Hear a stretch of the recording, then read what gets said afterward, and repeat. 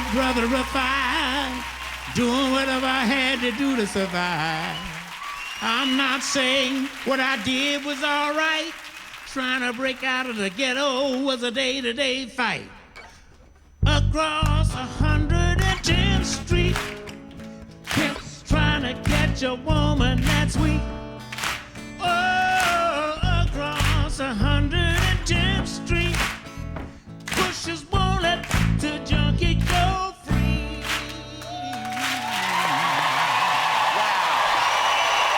Wow. What a start. Bobby Womack, ladies and gentlemen. The legendary Bobby Womack. Good evening to you, sir. Good evening, young men. Hello, everyone. Yes, it's Saturday night. Welcome to the Jonathan Ross Show. And there's only one story that people are talking about this week. Bears in Russia have become addicted to aviation fuel.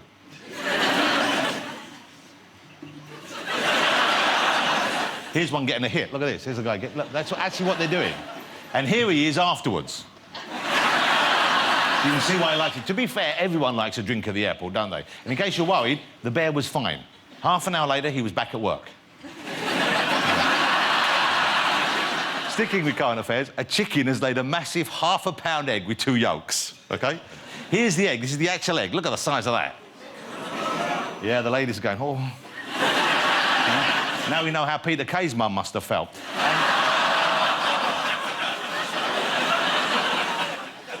And here's a picture of the chicken. Actually, hang on, that's a picture of a rooster, isn't it? No wonder it hurt. Amsterdam's oldest prostitutes have retired. Really? Are we sad they're retired? Or are we saying, well, thank God, you poor old dears. Put your feet up and keep them together. So here they are. Here they are, bless them. Bless them. Louise and Martine Fokkens. That's their actual name. That's their actual name. They're twins. They used to work together. I suppose that was what they call double Dutch. And they obviously worked in Amsterdam's Blue Rinse district. But now they've retired, so it's bad news for Harry Styles. He'll have to redo his bucket list.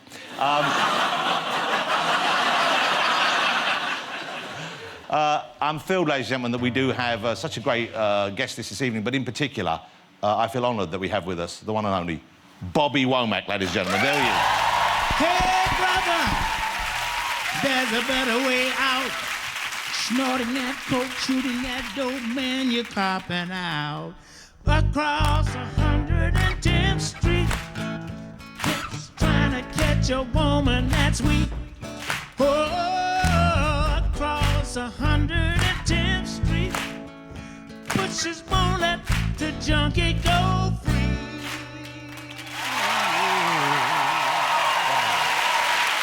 Great to have you here, sir. And, of course, joining him there, you'll see among the band there we have Damon Albarn is with us as well this evening, ladies and gentlemen. Albarn. And they'll be doing a number at the end of the show for you, so stick around. What a great show we have here tonight. You already know the music, of course, but we also have, let's have a look in the green room, from the world of movies, we have McShane, Nicholas Hoult, and the man who made the Olympic Games so much of a great event, director Danny Boyle, right there, ladies and gentlemen. There they are. Hello, chaps. Danny, we couldn't let this moment pass without our own magnificent opening ceremony, so I thought I'd show you how it could be done.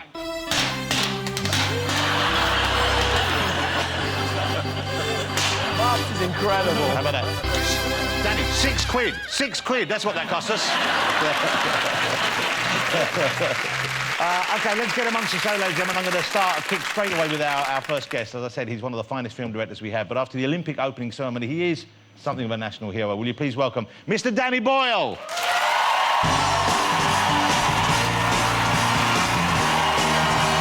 Boyle, ladies and gentlemen. Danny, how are you?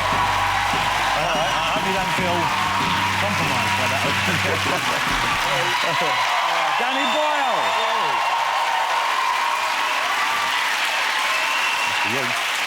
Wow, thank you very much. There aren't many movie directors who would get that kind of response.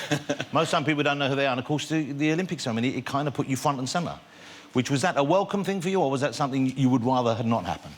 I was kind of dazzled by it, really, how people, you know, once the torch started arriving, especially with 70 days out, and people started really kind of coming up to you and expecting you to deliver, you know? Yeah. And we were very lucky. Everything went very well for us. The volunteers were amazing. It was made by the people, I think. That was one of the things about it. It was like a people's game. So it was these guys, as much as it was the stars or celebrities or even me, it was like, it was these people, the ordinary people who made it, I think, by their belief in it, you know? How did they come back then? Because you didn't lobby for it. They came to you, didn't they? I got offered it, yeah. I was like... and I said yes straight away. And a lot of people said, you're mad to do it.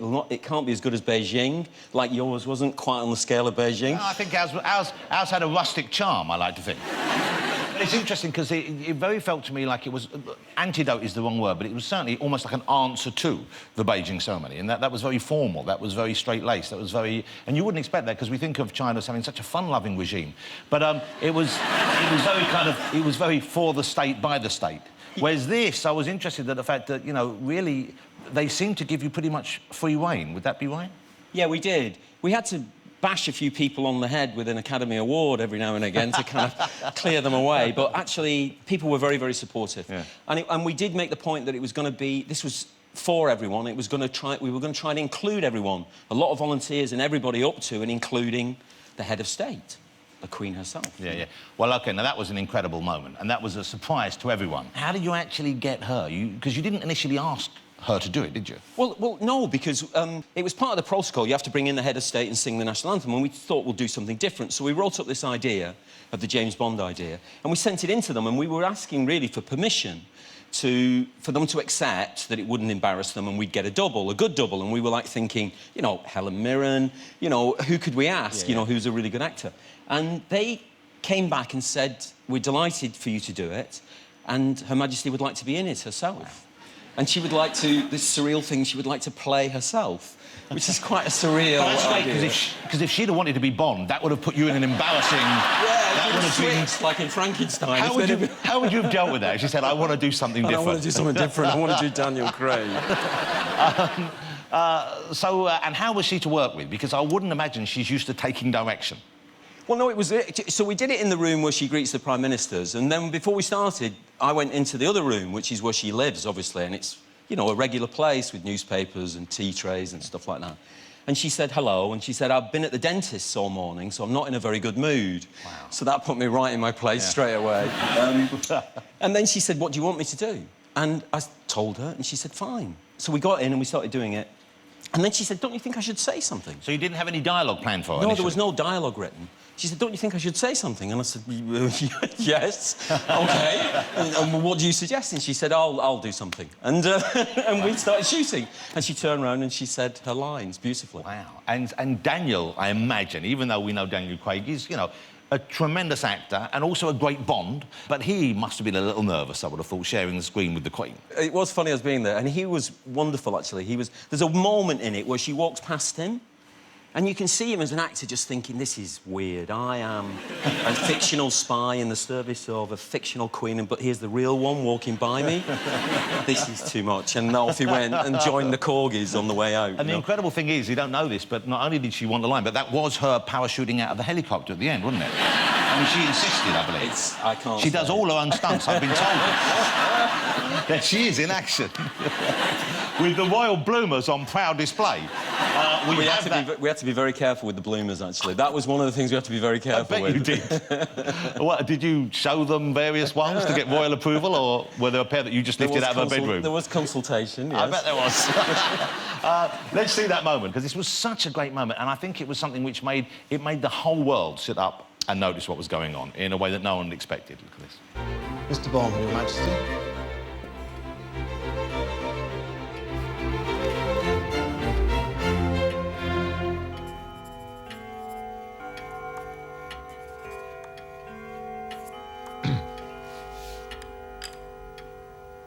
Good evening, Mr. Bond. Good evening, Your Majesty.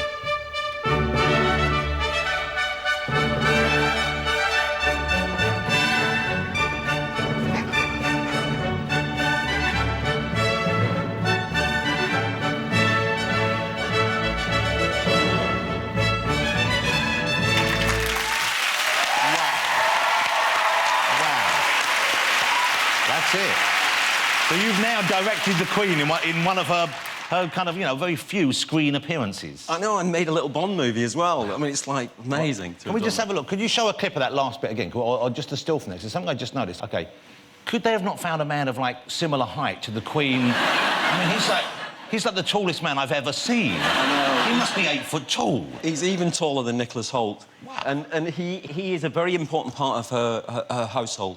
And So he's not an actor then? He's actual staff? No. I think that was one of the reasons that she wanted to do it. Yeah. Is that she wanted to... I think she wanted to show that we have a sense of humour, which was to do with the whole games.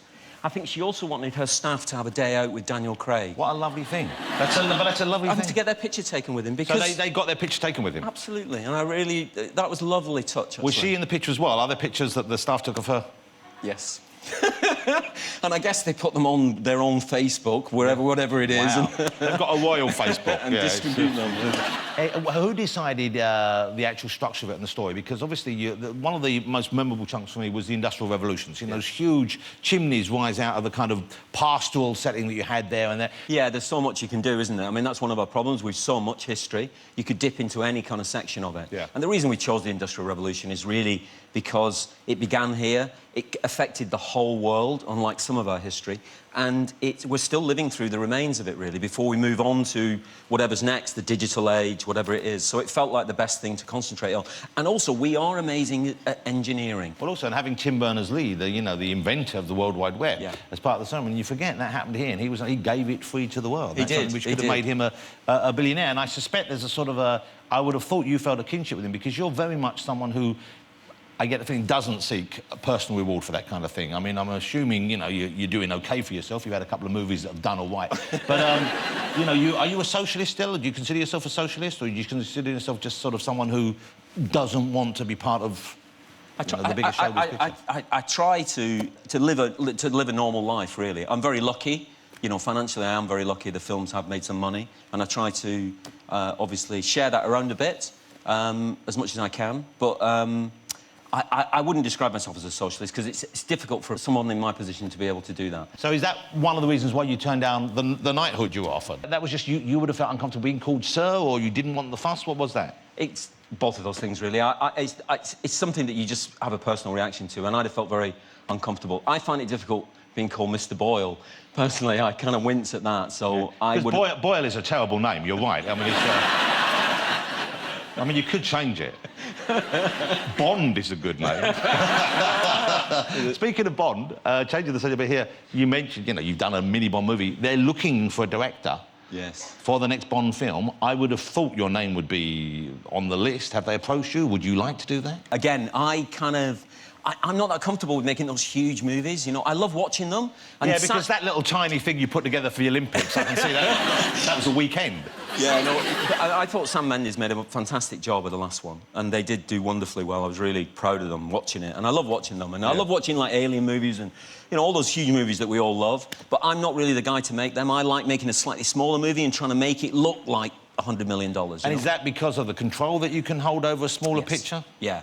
You get more control of casting, more control of your characters. You can make your characters do strange things, or, you know, they don't have to follow stereotype patterns. You know, there doesn't have to be somebody to root for. You can twist it and turn it. Well, speaking of things which are strange and unexpected, your new movie has many, many moments which delightfully kept me guessing at a fun way. The film is called Trance. It's out next Wednesday, I think. Yes. Here in the UK. Tell us what you can of the premise of that without giving too much away, because it's one of those movies where you could easily give too much away, couldn't you? Yes, you could. The setup is James McAvoy plays this young auctioneer who's involved in stealing a painting from his own employer. Yeah. And with the help of a criminal gang, who he then appears to double-cross, who then attack him to try and find out where the painting's actually disappeared to. That's the double-cross. And he claims amnesia about where it is. But it might be true, because something happens where you think, well, maybe he has got amnesia. He gets hit on the head. Mm-hmm. OK, well, you've given that away. Violently assaulted. And then, so what they do is they turn a bit of lateral thinking by Vincent Cassel, the head of the gang, and they turn to a hypnotherapist from Harley Street, an American played by Rosario Dawson. And she then puts James McAvoy into a series of trances, and she tries to discover where in his mind, where in his memories, is this day and what happened to the painting. Hypnotism is the basis. Hypnotism, as far as I understand, isn't really what it appears to be. Am I right in thinking, you must have researched it for the film, I'm sure, it's kind of... There's an element of nonsense involved in what we believe about hypnotism. Yeah, I mean, it's very benign for most people, but they do say, and our film depends on this, that there are 5 to 10% of the general population are highly suggestible. Yeah. And to those people, a hypnotist can do almost anything. Wow.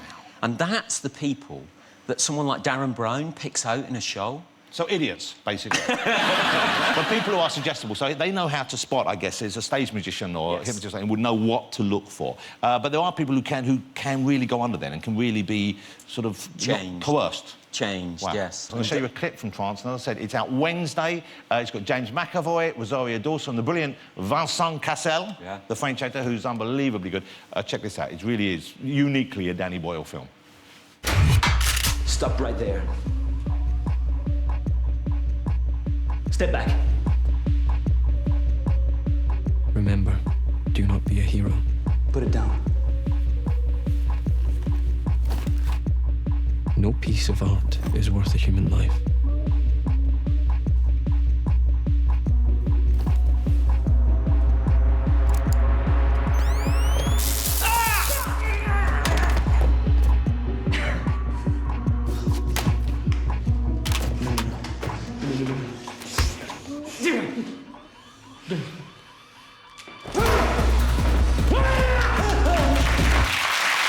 There you go.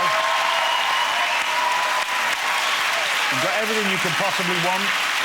There's violence, there's sex, there is full frontal nudity of the most revealing kind. Thanks for that. And there's a kind of mystery at the heart of it, you know, it's a real kind of like a puzzle that, as an audience member, you kind of get to solve as the movie comes along, which must be, I would have thought, that's where the skill in the writing comes in, and that you have to make sure that's constructed and layered correctly. Yeah, and you give clues along the way, and people like breadcrumbs that people begin to pick up along the trail. And you've got to try and, as a filmmaker, you've got to try and arrive at the secrets a millisecond before the audience. You know, otherwise you're dead. Yeah, you know, if they arrive before you, you know, they can't know what the scene is before you show it to them. Yeah. Basically. Do you always know what you want to say with your film? Is that the kind of driving force you have? Something you want to communicate, or is it just to entertain? It's partly to entertain. You always try and put something in there. Scorsese says about the cunning is to smuggle in something within the entertainment that you can take away and reflect on afterwards. Yeah. But the process of watching the film is a visceral, thrilling kind of ride, really, that you... I mean, I love people being assaulted by the movies, you know, like literally, you know that feeling when you feel the air sucked out of the place and you're mesmerised by it, you know? Yeah. Let me ask you about Trainspotting. This is the interesting and exciting news, I think, and I don't know when this is planned for, but I've heard you are going... Irving Welsh, who wrote the original book, wrote a sequel to it called Porno, and you are going to make that into a film. You're going to direct that, is that right? Yeah, we're going to try. We're going to try and do T2, if James Cameron will let us use that title. And it's going to look at the same actors playing the same parts, but 20 years later, like a 7 Up, 14 Up, 21 Up. You know, I always find those things amazing, you know, and seeing time pass with people that you're familiar with. But you fell out with Ewan McGregor for a while, didn't you? Yeah, we had a bit of a... We didn't treat him very well. I've got to be honest about it. We didn't behave at our best, really. You learn, you know, and we've apologised. So what happened? Oh, well, we made this film called The Beach, and we gave Ewan the impression we were going to cast him in it, and we didn't cast him in it. We cast another actor, a wonderful actor, Leonardo DiCaprio, and who was a lovely guy. They're both wonderful. Where's he now? Yeah, what's happened to him? Yeah, so was that outside pressure? Was that studio? Was that money? Was that a financial decision? Or? Yeah, lots of things like that. You know, you think you're moving up. It's the illusion that you think you're moving up in kind of, and therefore you're going to need a bigger star to sell the movie and stuff like that. And you learn to stick with your roots, and we learned, and we made it. You know, that was a film set in Thailand, and then a few years later we made Slumdog Millionaire, but we made it with keeping control of the movie ourselves, and you make a much better movie because of that, I think. One final question before we go. When you were rehearsing for the Olympics, when you said, am I right in thinking you were not allowed to have alcohol in the building? No, there was no... I mean, they had the army and the police searching everyone. There was no alcohol anywhere on site. And yet, I've been told you did have a couple of bottles of wine every night. Well, so when we'd finish, we'd go... The producer, we'd go in her office and she'd have a very nice bottle of white wine and a nice bottle of red wine on her desk every night. How did she get it in? And how did she get it in? And what she did was extraordinary, is when every night we practiced the stunt jumping out of the helicopter, the Queen jumping out of the helicopter. And, of course, the stunt guys who did that jumping, the guy playing the Bond and the Queen, They boarded the helicopter outside the site in an airport in Essex, and they put in their bloomers a bottle of white and a bottle of red, and they parachuted into the Olympic Stadium. That's the kind of inside information we were waiting for. That's incredible. Ladies and gentlemen, join me in saying thank you to the exceptional Mr. Danny Boyle. Thank you, Danny. Thank you. Danny Boyle, but don't go away. Join me after the break. I'll be joined by the fabulous Nicholas Hoult. So don't go away.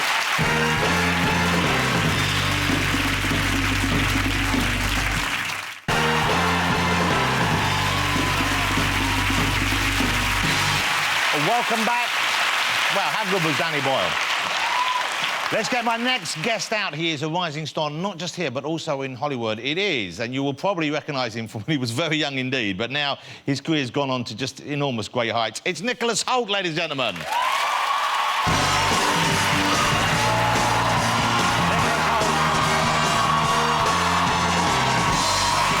you go, man.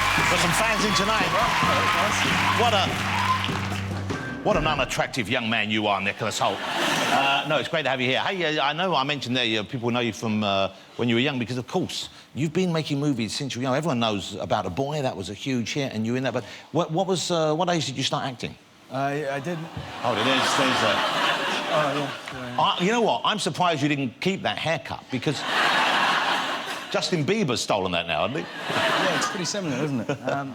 But yeah, no, yeah, we did that when I was 11. 11. Yes. And how old were you when you started acting? 3. I did You my were first play 3? at 3, yeah. So was that like a school thing, or that was a proper job? No, that was a play called The Caucasian Chalk Circle. Wow. Which I don't remember anything about, apart from doing the poster shoot. And I was standing in a chalk circle, and I had my mum on one side and another lady on the other side. I had to look up at the camera, and they were pulling my arms.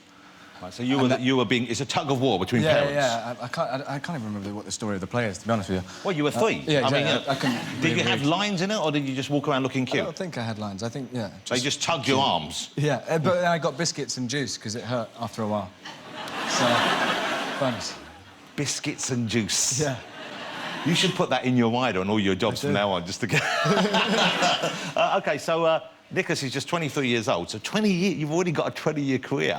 That's quite remarkable. Did you always know that acting was for you? I mean, obviously, you were essentially no more than a piece of rope in your first role. But I mean, but a very cute piece of rope, I'm sure. But did you know that's what you wanted to do? Did you have the bug from an early age? No, when I was really, really small, I thought you could grow up and be animals. So I was wanting to be a dolphin then. And then when I grew up and realised that wasn't possible, it kind of segued into acting, and that was a hobby, and then carried on. Why a dolphin in particular? I'm not really sure. I still like them, though. Maybe not as much as I'd still want to be one, but... And when you imagine yourself being a dolphin, what kind of life did you imagine a dolphin led? I mean, what I'm trying to establish is what attracted you to the life aquatic? It was just, you know, the idea of having a blowhole and... I don't know, just walk around and... I was young. I don't want to talk about it. If you don't mind me saying, you slipped into that a little too easily. Yeah. But you're in a new movie now, and the great thing is, exciting for me, because we've got McShane, who's one of my favourite actors. He's here this evening, and you're in the film together. There you are playing Jack the Giant Slayer in the big... And it's a big, proper, big budget Hollywood movie, isn't it? It is, yeah. It's pretty epic in scale. Now, what's that experience like, working on a film like that sort of scale? It's intimidating. You know, we had huge sets and all these special effects going on, and then you get to work with these actors who you look up to, like McShane and Ewan McGregor and all these people. And on some levels, it's like the scale is overwhelming. But then there's also, like, the strangest things, like you're in this massive budget film and you've been learning to ride horses for weeks and weeks on end. And then it gets to shooting the horse sequences and you're not allowed to go on an actual horse. So Ian will testify to this. We had to sit on oil drums with bits of elastic holding them up. And we were pulled along behind a truck. And then we had to, like, hump the oil drum in rhythm to make it look like we were on horses. And you'd get to the end of a run and you'd think, like, I'd sit there in my trailer and I'd be like, you know, I'm in a big action movie, this is exciting. And then I'd have to go out and hump a barrel in front of all these guys and sit there, and then they'd comment on if your rhythm was off and if it looked realistic. It was shocking and very tiring, actually. It was a good workout. I bet it was. Surprised. Have you kept the barrel? So you've lost touch with the barrel? Yeah, no, I'm not in contact. OK, here's a clip from Jack the Giant Slayer, and it's just opened here in the UK, so if you get a chance, go and see this.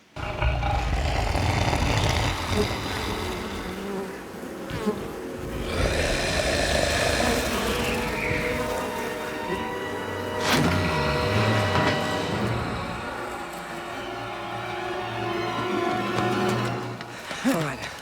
The moment he clears that hole, we make a run.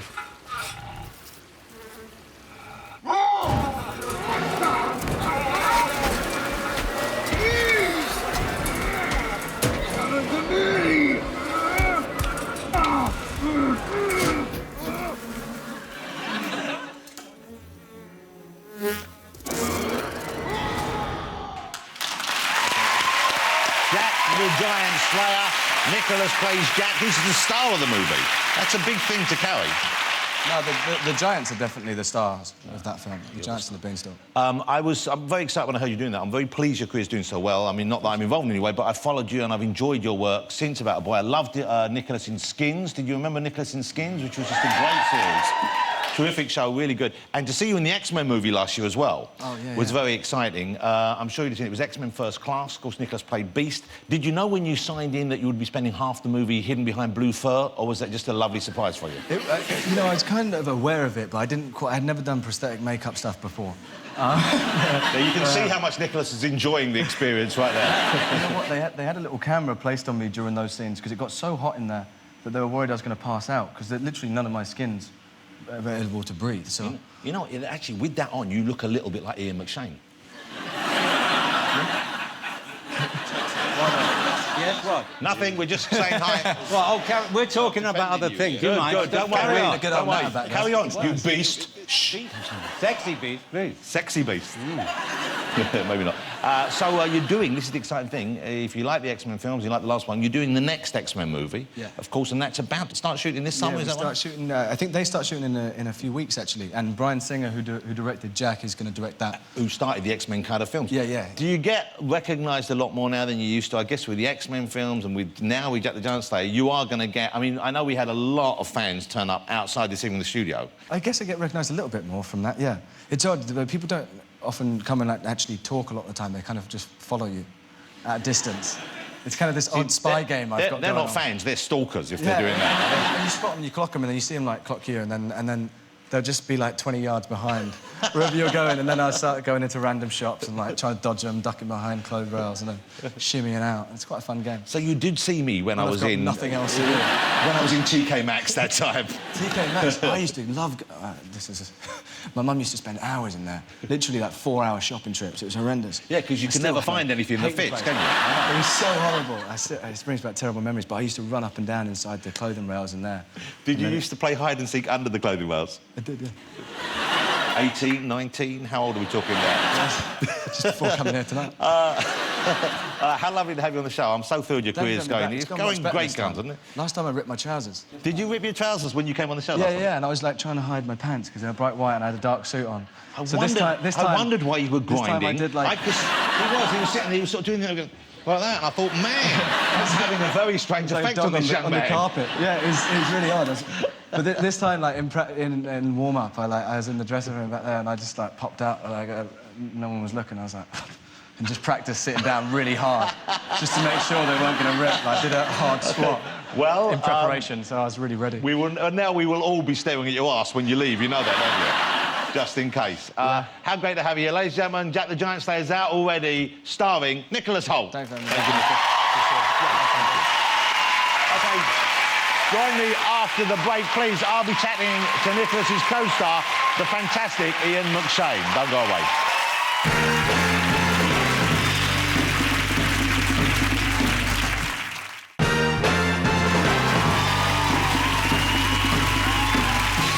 Welcome back. Let's get my next guest out, shall we? It is the force of acting nature that is Mr. Ian McShane. Here he is. Come on out, Ian.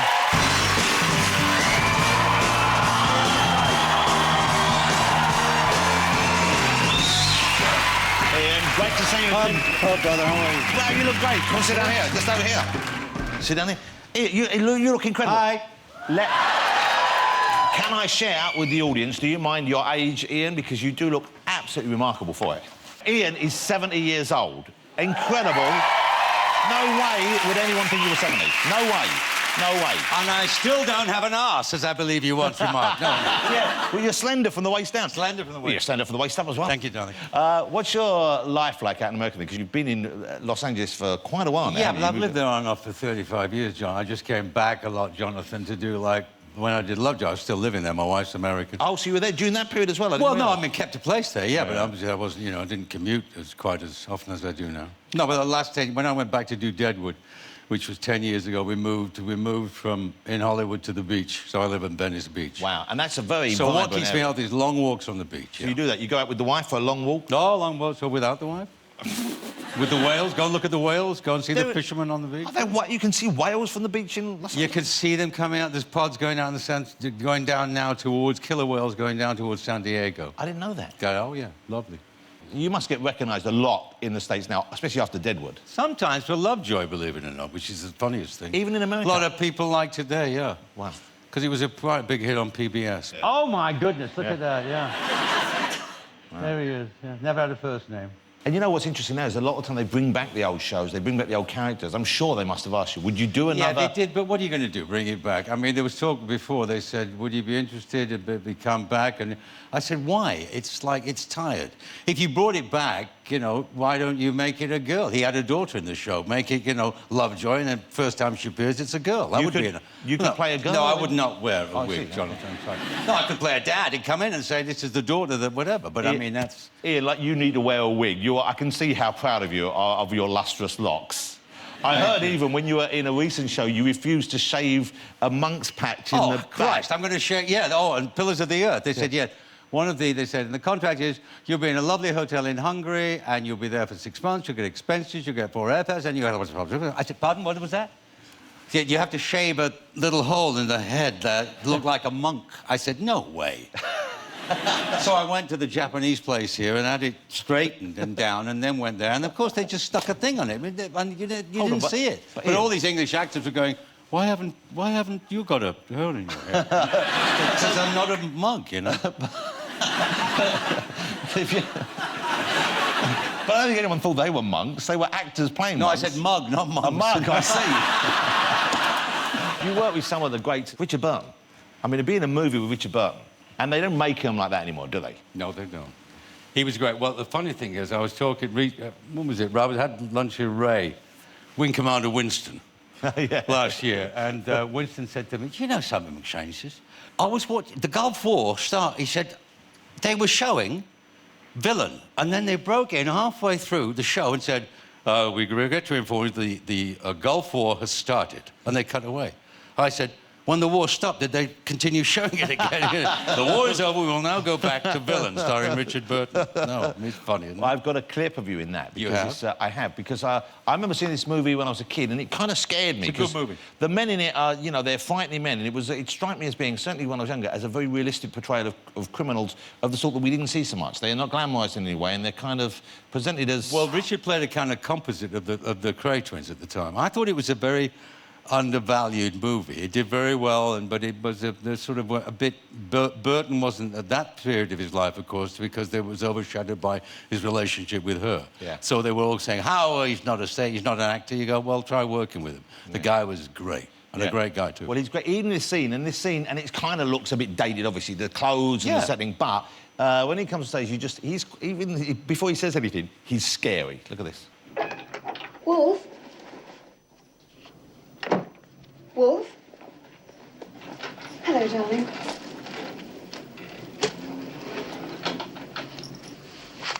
Oh, I see. Bad moment. Well, you shouldn't have let me have a key, should you, love? Makes a girl feel special, a key. Get out of here, slag. You better go, Venetia, now. You get out.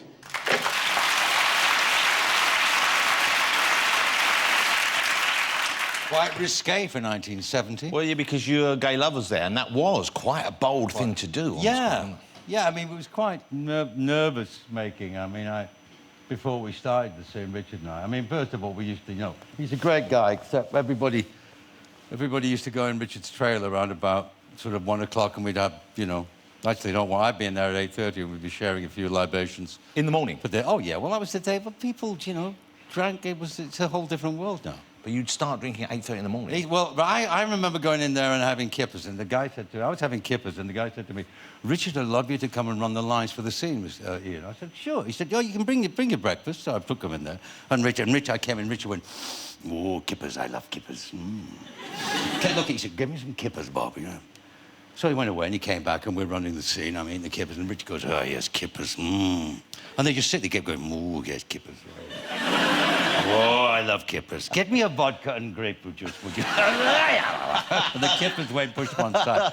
I said, well, I might as well join you. So the kippers got him in the mood for the vodka got him in the mood juice. for, well, the smell of kippers can make you want a vodka and grapefruit juice. You know? But you have, what a career you had. I mean, there can't be many opportunities you missed. Can't be many things you look back on and regret. Or are there? Well, I think, you know, there's two things in life. I think it's good luck and bad luck, and most of it, and professional-wise, whatever, I'm very lucky to be still, you know, doing gigs and getting in there, and like Jack, which was a lot of fun to make with Nick and Brian Singh. It's a pretty good movie, actually. Let's have a look at you in it, because you play the good guy for once, because often you do get, you either, these days it seems, the bad guy or the kind of, you know, borderline good bad guy. But here he's kind of out. So that must be quite a nice change, I guess, is it?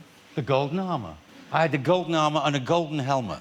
But the golden armour was very funny because I couldn't hear a word anybody else was saying half the time.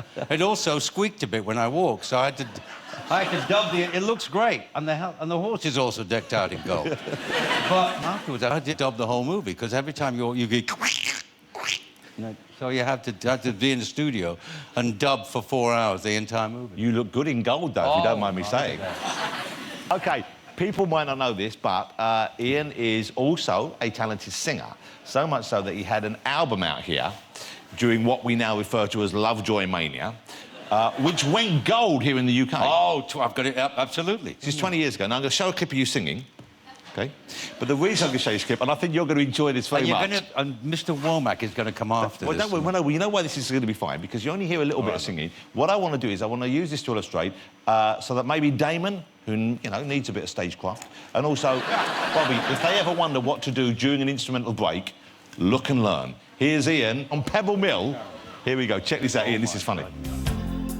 And your destination, you don't know.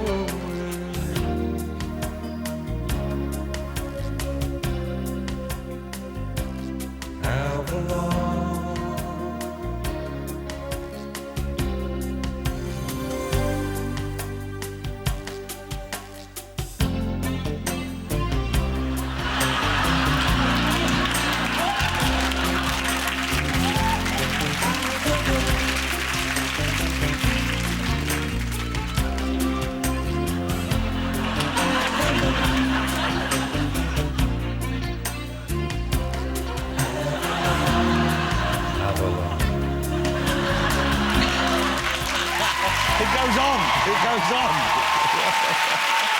It goes on for... There's another 7 minutes of that. Eat your heart out, Brian Ferry. OK. Pretty good, though. How lovely to have you on the show, Ian. I'm thrilled when you say yes, always am. I hope you come back again soon. It's great to see you, son. It really is. The fabulous Mr Ian McShane. Thank you. That was... Thank you. Thank you very much. Pleasure, love. It's great. Great to have you. Don't go away. After the break, I'll be chatting to the legendary Bobby Womack, and he will be performing live for you right over there. So, Bobby Womack, coming up after these.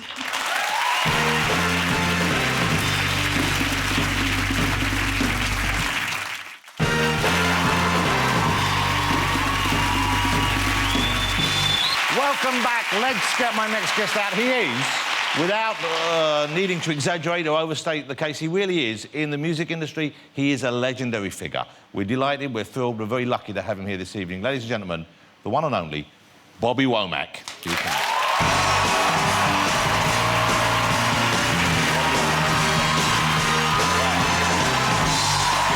Hey, Bobby, how are you?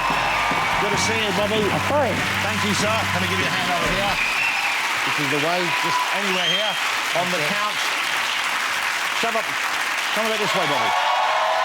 Come a bit this way, come a bit this way, come here. Bobby Womack, who has come dressed as our couch this evening. So,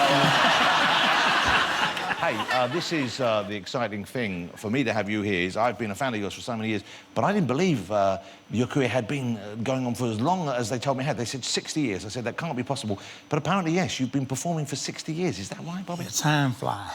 Wow. You know, time fly. But I'm glad to be in London tonight. Wow. I think that's... We have a picture there of you with some of your brothers, the Womack brothers you were performing as. Oh, yeah. Well, is that when you were doing... were you doing gospel to start with? All the way to the left at the top. Wow. The good-looking guy. Just a baby. How old were you when you guys formed that group? I guess I was between 9 and 12. And did you already play the guitar then, or you were learning then? Well, I learned how to play, and my father was a barber, and he did that on the weekends. That was his spare job. And a guy came in and bought him a guitar and said, if you cut my hair for the next 2 months, you can have this guitar.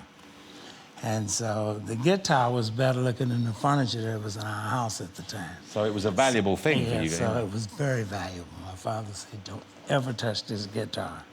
So as he was telling me, being the guy that I was, I touched it, you know, and I started rehearsing every day when he would go to the steel mill where he worked. And I could see him coming around the corner. So I put the guitar back.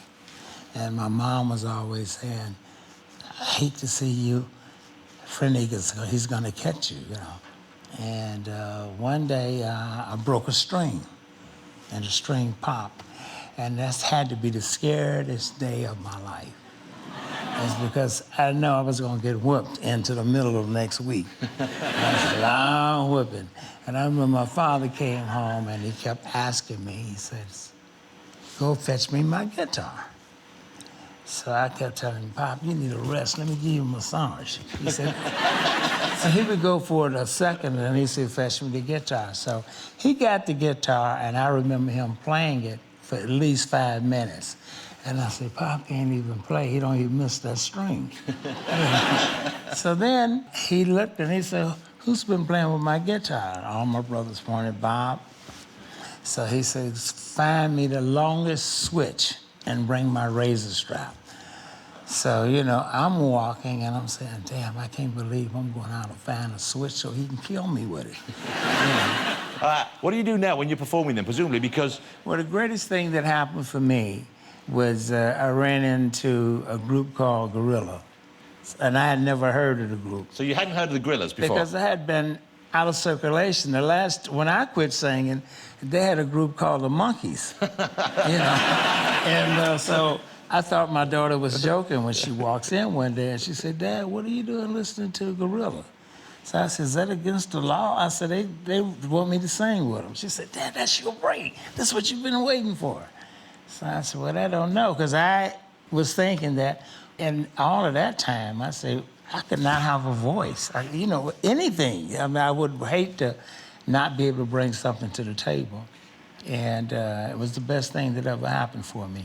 Now, Bobby, you know, I played your music on and off over the years, and I've always been a soul fan, I've always been a fan of R&B, and I played it, and when I heard you were recording again, I was excited, but also, you know, a little bit concerned. I'm sure, I don't know if you know this, but when you have someone you're a fan of and they haven't done something for a while, you worry a little bit when they're coming back. Is it going to be good, or is it going to change my mind about it? Well, I didn't know what to think. I just knew that Damon Albarn believed in me so much.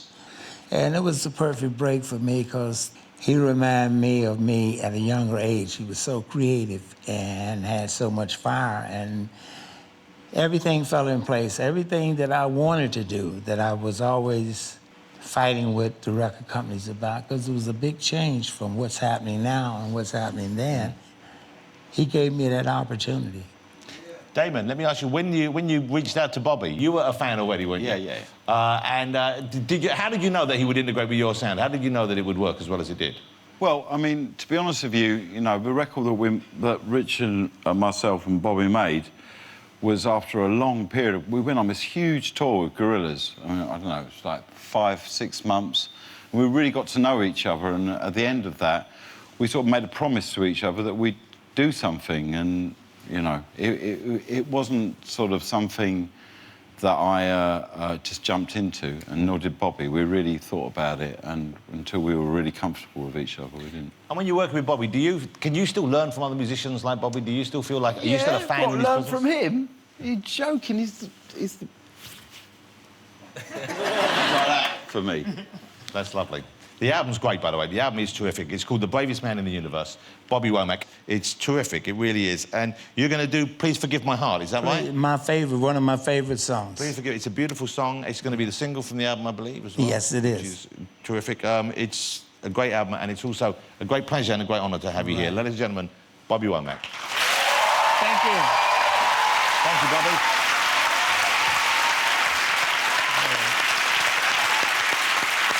Thanks to all my guests tonight. Next week on the show, my guests are the quintessential Irishman, James Nesbitt. We've got supermodel Jordan Dunn here. The mighty Depeche Mode will also be chatting and performing live. But now, to finish the show this evening, playing Please Forgive My Heart, it is the one and only Bobby Womack.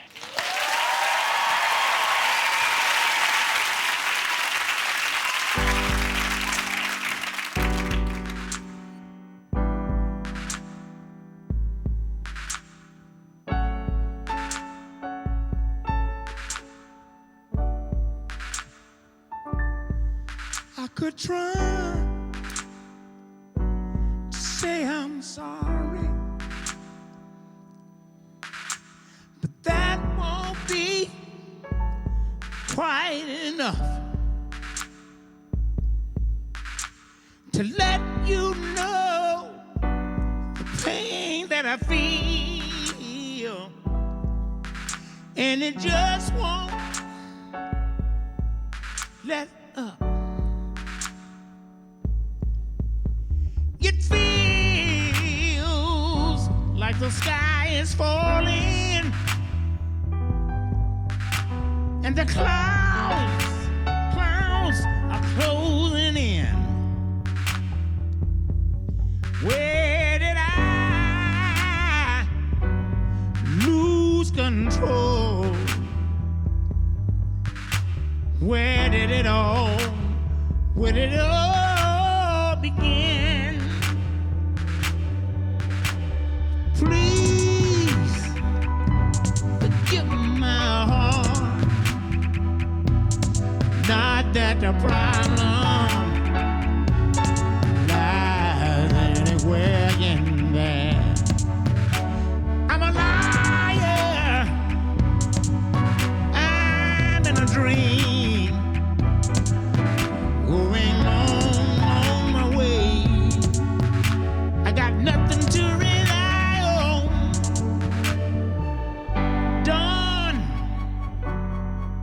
is a solid witness to the blindness of the night,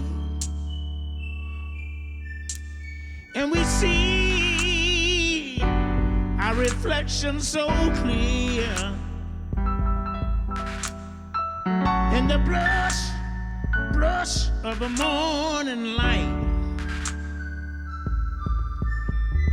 Time can pass so slowly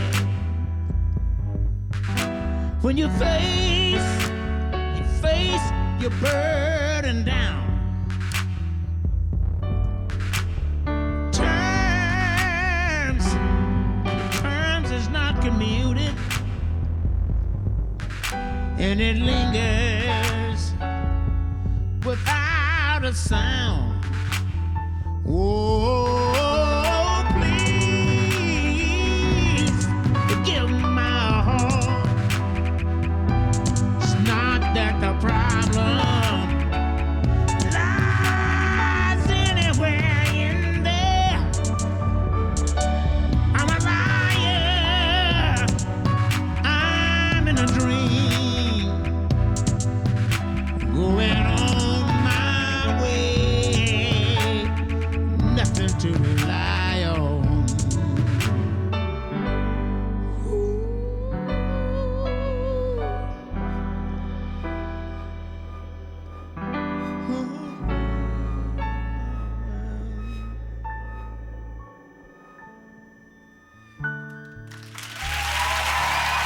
Thank you. Ladies and gentlemen, once again, Mr. Bobby Womack. Thank you, Bobby. Still coming to terms with events from last week, there's a rather sombre mood in Coronation Street tomorrow night at 7, and then it's straight back to work for Christopher Foyle in the brand new series of Foyle's War tomorrow night at 8. Back to tonight here on ITV, and it's the news and weather next.